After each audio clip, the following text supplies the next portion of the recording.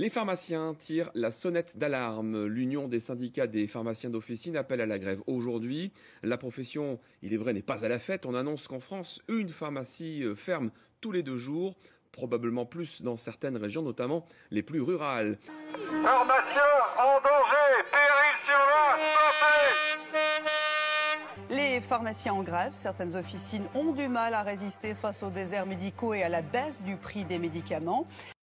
On est extrêmement inquiet de l'évolution du métier de pharmacien. On est en négatif sur notre revenu, on le considère comme une source d'économie et en aucun cas comme une profession de santé qui doit se réformer. Nous on dit stop, on arrête. Les laboratoires peuvent supporter ces économies parce qu'ils se rattrapent sur les médicaments qui sont mis à disposition de l'hôpital. Mais nous, on n'a pas de corde de rattrapage. On a été très choqués de voir qu'à un certain moment dans la négociation qui pourrait être envisagée, on dise oui, mais comme vous vendez des shampoings, vous vous rattrapez. Moi, je n'ai pas fait pharmacie pour vendre des shampoings. J'ai fait pharmacie pour accompagner les patients fragiles. Et on ne va pas m'expliquer que je vais me rattraper sur la crème anti-rides et les shampoings. Je trouve ça vexant, choquant, et ça montre bien que l'orientation qui est prise aujourd'hui en démarrage de négociation n'est pas la bonne. Donc il faut rectifier le tir avant qu'il ne soit trop tard.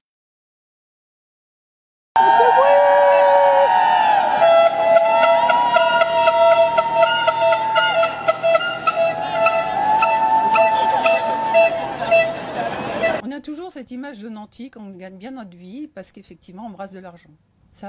Oui, il y a des flux d'argent dans une pharmacie. Mais ce qu'il faut comprendre, c'est qu'on se rémunère sur la marge. Si cette marge baisse, les rémunérations ne sont plus là. Et pour acquérir aussi une officine, il y a au moins un prêt à 12 ans à rembourser. Il y a des pharmacies qui se restructurent, qui rachètent une autre pharmacie, qui se regroupent, etc. Tout ça, ça engendre des frais.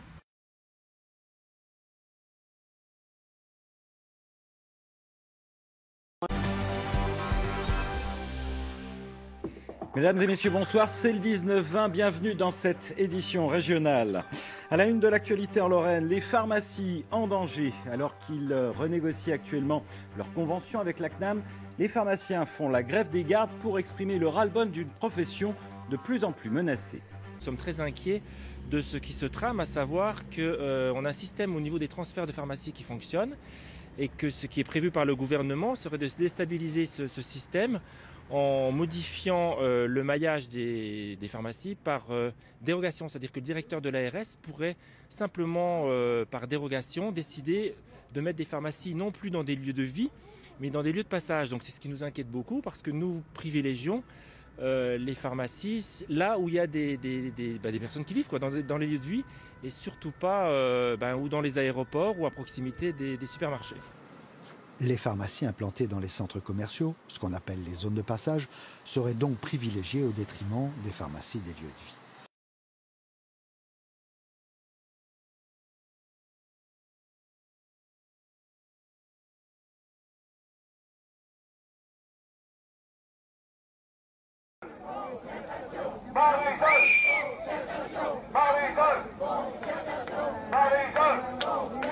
On est là pour faire passer le message, pour apporter quelque chose, pour éviter la remise sur le tapis de la voie dérogatoire qui risque d'accentuer la désertification médicale.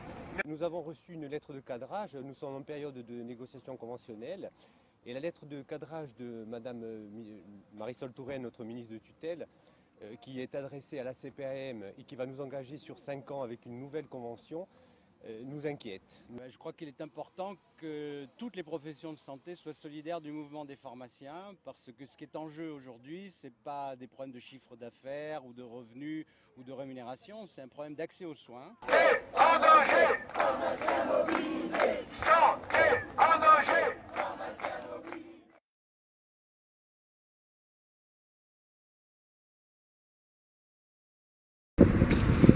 On a une bonne écoute auprès de l'ARS. Moi, en tant que président du RPS, on a toujours un bon retour parce qu'ils savent que les pharmaciens ont fait le job et on est ça.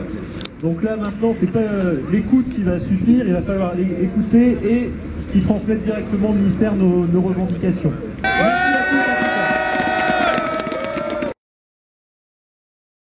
Vous avez certainement encore, hier matin, dans votre courrier, ouvert des enveloppes d'indus et vous en avez ras-le-bol. Vous comme moi, hier, vous avez dû appeler un médecin de l'unité d'intervention de soins palliatifs à l'hôpital qui n'a toujours pas compris qu'une ordonnance sécurisée ça existe. Même en région aujourd'hui, eh bien, il va y avoir des pharmaciens devant les ARS pour porter un message de défense de la profession, de défense de leurs confrères, de défense des patients.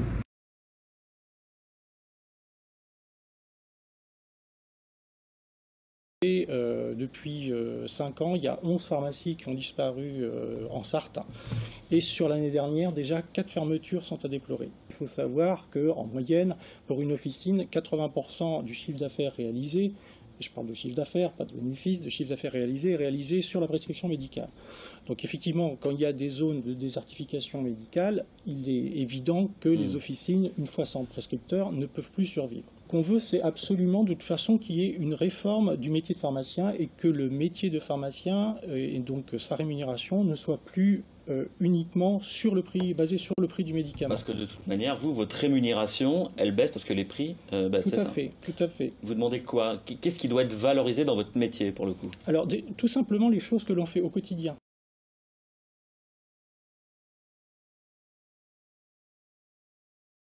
Il y a urgence, clame l'Union des syndicats des pharmaciens des officines qui appelait à des manifestations et notamment à Marseille ce matin devant la caisse d'assurance maladie. Bonsoir Patrick Raymond.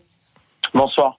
Les baisses de prix des médicaments associées à une réforme de la rémunération non adaptée a détruit l'économie des officines. Un pharmacien, au quotidien, ça rend service à vos grands-parents, ça rend service quand vous vous êtes fait mal, quand vous avez une gastroentérite, quand il y a des épidémies. Le gouvernement est bien content de se retourner vers les pharmaciens et le réseau extraordinaire quand il y a un risque d'épidémie de grippe. Ah oui, nous pensons que nous avons un service public, c'est un service de santé publique, parce que c'est là-dessus que nous tenons à le dire. Nous sommes la première porte d'entrée du système de soins. En fait, on peut passer la porte d'une pharmacie quand on veut, il n'y a pas de rendez-vous à prendre, on tombe sur un personnel compétent, on a un apport d'orientation pour le patient dans le parcours de soins, et c'est pour ça que nous pensons que nous devons rester au plus près de la population.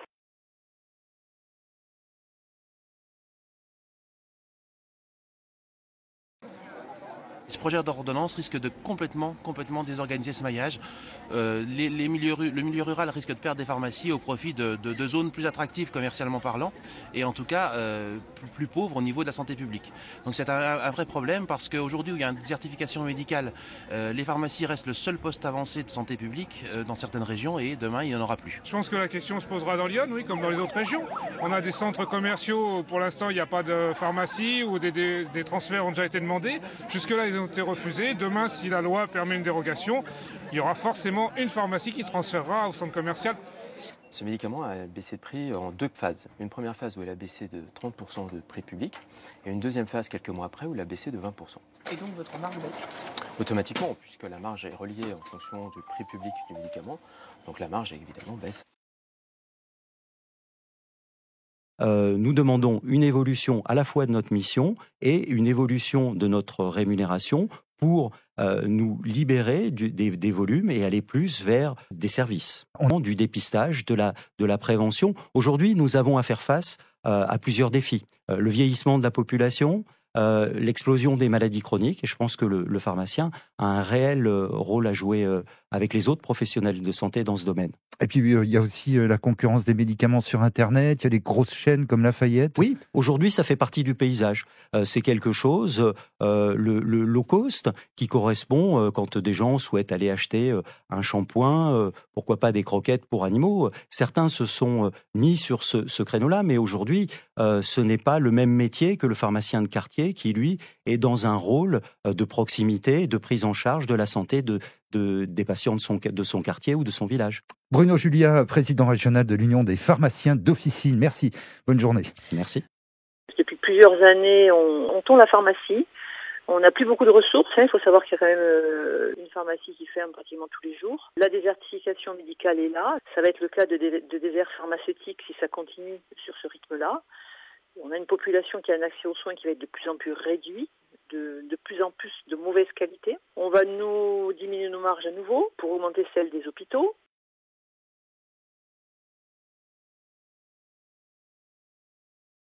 C'est ça le risque surtout, c'est que la proximité disparaisse. Les pharmaciens tirent la sonnette d'alarme. On est dans une situation aujourd'hui où les volumes diminuent, ce qui est tout à fait logique pour le bien des comptes de la sécurité sociale et de la nation et la santé des gens. Mais à ce moment-là, il faut que la rémunération du pharmacien redevienne une rémunération par rapport aux actes qu'il fait pour le bien de la population. C'est toujours compliqué, mais quand elle se passe en bonne entente, on espère toujours en obtenir quelque chose. Est-ce que nous aurons tout ce que nous demandons? Nous l'espérons, nous ferons tout pour l'obtenir. En attendant, en signe de protestation, rideau baissé aujourd'hui sur certaines devantures, les croix vertes, elles, symboles de la profession, sont restées éteintes.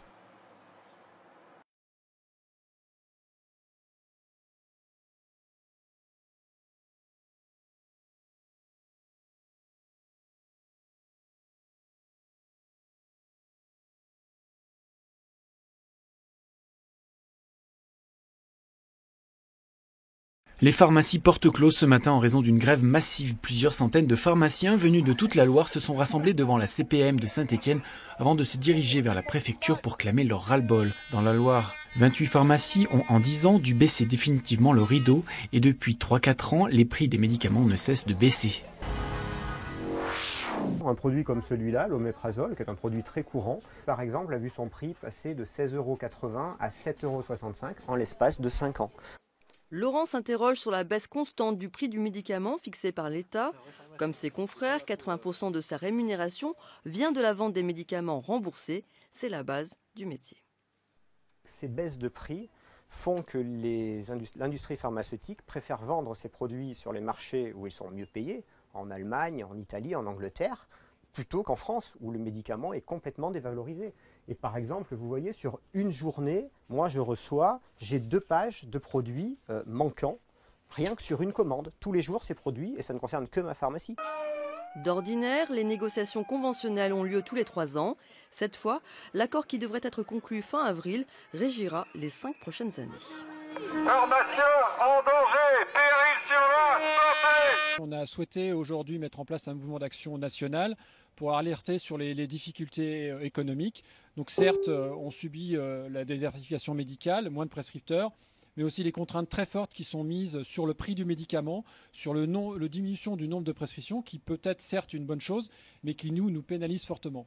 Et c'est pour ça qu'on a voulu alerter aujourd'hui, pour demander à changer un petit peu ce modèle-là pour les officines et passer sur un modèle de rémunération sur les actes pharmaceutiques notamment. Que ce rapport de l'IGAS a jeté de l'huile sur le feu sur la profession, puisque dans ce qu'on a pu lire, il préconise de remettre des officines dans les lieux qu'ils appellent d'attractivité commerciale et touristique, clairement dans des grandes surfaces. Or, on sait que si une pharmacie se déplace dans une grande surface, elle va entraîner des difficultés économiques pour toutes les pharmacies du bassin tout autour. On nous annonce pour l'année 2017 plus d'une pharmacie fermée tous les jours. Et je pense que d'ici 2018, ce sera plutôt 600 ou 700 pharmacies qui vont fermer. Aujourd'hui, certains tentent de résister et tentent de tenir bon, mais on sait qu'aujourd'hui qu'il y a plus d'1 tiers des officines qui sont dans le rouge et elles ne vont pas tenir plus de 2 ans.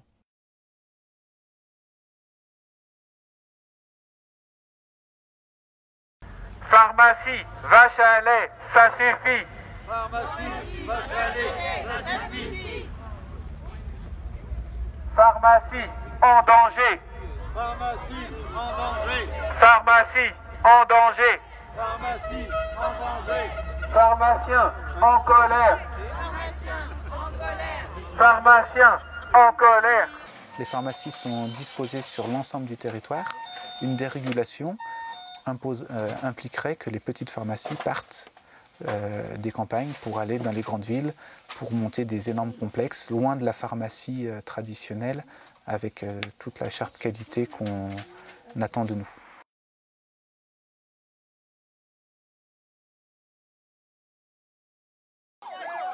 Et si demain, le tiers payant n'était plus de mise dans les pharmacies? C'est principalement ce sur quoi la profession veut mettre l'accent en manifestant. C'est un véritable bras de fer qui s'opère en ce moment entre les pharmaciens et la sécurité sociale, qui a la possibilité de contester a posteriori certains remboursements. Nous, on fait le tiers payant, on est payé, effectivement, on est très bien payé, on est payé dans les 3-4 jours après, mais par contre, ils ont le droit de faire des études sur 2 ans, et 2 ans après, il ressort des ordonnances où le médecin n'a pas mis son nom, où il n'a pas signé, où il n'a pas mis la petite croix en face de la bonne case. On est où là? C'est pas possible. Moi j'ai eu la semaine dernière une ordonnance, sortez de l'hôpital, il n'y avait pas de nom de médecin, pas de nom de patient, pas de signature. Il est 7 h du soir, il fait -6, je fais quoi? Je le renvoie, je lui fais faire 20 km en taxi pour qu'il retourne à l'hôpital, ou je délivre les produits. Moi j'ai délivré les produits. Maintenant dans 2 ans, la sécurité sociale va me dire, monsieur, vous n'aviez pas le droit. Ce qui arrive, c'est que les professionnels de santé, on leur demande toujours plus. Nos ministres disent qu'ils sont contents parce que la Sécu va mieux, mais à quel détriment? Auquel détriment? Voilà. Donc c'est tout un ensemble de choses qui font qu'aujourd'hui, on est en colère et croyez-moi, pour faire sortir des blouses blanches, il en faut. Venus de l'agglomération clermontoise et de la région thiernoise, ils étaient près de 300 à manifester leur mécontentement auprès de l'Agence régionale de santé et à la sécurité sociale du Puy-de-Dôme.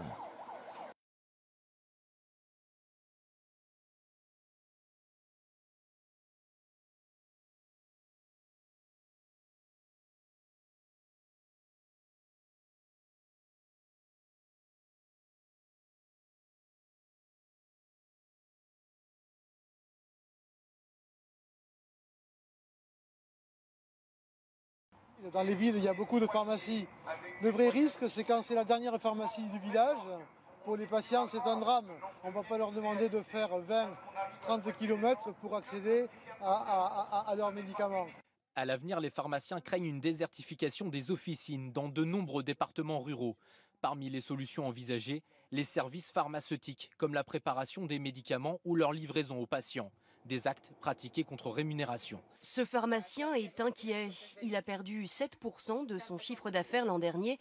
En cause, le prix des médicaments qui baisse et qui l'oblige à rogner sur ses marges. L'année dernière, on est arrivé à un point de rupture où il y avait une pharmacie par jour qui fermait. Donc si vous voulez, on est en grande détresse. Et si la pharmacie est en détresse, la santé en France est en détresse. Ce pharmacien de quartier n'est pas qu'un vendeur de médicaments, dit-il. Il conseille des pistes, accompagne ses clients. Il faudrait peut-être consulter pour voir s'il n'y a pas eu de surinfection. Vous n'avez pas de fièvre? Des services que les pharmaciens voudraient se voir rémunérés à l'acte, un peu comme les soignants, pour revaloriser une profession qu'ils estiment en danger. On a eu un suicide par semaine de pharmaciens titulaires. Un suicide par semaine. Donc vous voyez, quand on a 5 morts, mais pas pour des raisons familiales, hein, on compte bien quand on a des avis de décès pour des raisons professionnelles. Quand on a un prorata de 1 pour 1000 au niveau de la population des pharmaciens en Ile-de-France, rien qu'en Ile-de-France, donc on est 10 fois supérieur aux chiffres qu'on pouvait avoir à France Télécom et autres entreprises nationales, entreprises dites de mission de service public. Mais franchement, en tant que président du Conseil de l'Ordre, je dis il y a un problème, il y a un malaise. Parce que demander à des personnes qui ont fait des études longues, qui se dévouent pour prendre en charge des patients, leur faire des promesses, leur dire vous allez avoir une évolution de vos missions, et ne pas pouvoir être capable de donner une visibilité ou un avenir, même aux jeunes qui veulent rentrer dans la profession, c'est finalement ce qui se passe pour toute la France. On aurait préféré être plus nombreux, on aurait voulu que les collègues viennent plus nombreux à Paris pour manifester devant le siège de la CNAM, mais je suis assez satisfait. Gilles Bonnefond, président USPO, et René Marek, président UPRP, ont été reçus par Nicolas Revel, qui a écouté nos revendications. Donc je pense que déjà c'est un bon premier point. On aurait tous aimé être plus nombreux, on est déjà contents parce que c'était pas facile de venir, il fait froid, les gens en région parisienne se déplacent difficilement sur Paris. Donc je remercie tous les courageux d'être venus aujourd'hui, c'est bien, ça montre quand même une certaine détermination. Je pense que j'ai vu dans la foule des pharmaciens qui n'étaient pas forcément des gens que j'imaginais venir et bon, le fait qu'ils soient là montre vraiment le ras-le-bol de la profession en général. Donc c'est ce pacte de confiance qu'il faut que l'on mette en place entre l'État, l'assurance maladie et la profession. Je ne suis pas sûr que tout le monde soit convaincu de ce pacte de confiance. Je pense qu'ici, c'est fait. Ce qu'il faut, c'est que ça se traduise par les faits au niveau du ministère, à la fois du ministère de la Santé, mais également du ministère de l'Économie. Ça va être le travail des prochaines semaines et c'est pour ça qu'il fallait se mobiliser avant la négociation. Donc merci de l'avoir fait. Je ne garantis pas le résultat. Je ne garantis pas le résultat parce que je ne sais pas quel sera l'arbitrage des prochaines semaines avant la négociation. On a la déclaration d'intention positive. Par contre, ce que l'on sait, et il a confirmé tout à l'heure, c'est que les prix vont continuer à baisser et que la politique de baisse de prix des médicaments va être dynamique parce que ça fait partie de la stratégie d'équilibre des comptes sociaux. Donc, oui. Comment on peut s'en sortir? En se décrochant de cet ensemble de politiques qui est plutôt destiné aux industriels qu'aux pharmaciens. Et c'est bien ça l'enjeu, c'est de se détacher de cette logique pour pouvoir être considérés comme des professionnels de santé.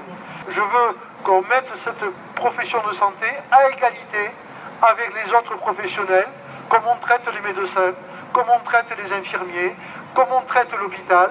Eh bien, je ne vois pas pourquoi les pharmaciens ne mériteraient pas d'être considérés comme tels, surtout qu'à aucun moment notre profession n'est passée à côté de quelque chose. On a besoin de l'union des syndicats. Pour être efficace, il faut être unis pour réussir la réforme. En tout cas, moi je vous remercie d'avoir fait le job. C'est pas facile. Il fallait être là, il fallait être reçu, il fallait pouvoir discuter franchement. C'est ce que nous avons fait. Et maintenant, l'engagement que prend l'USPO, c'est de vous informer au fur et à mesure de l'avancée des négociations, de prendre toujours votre avis pour être sûr que ce que nous faisons soit en phase avec ce que vous souhaitez. Merci à tous, rentrez bien.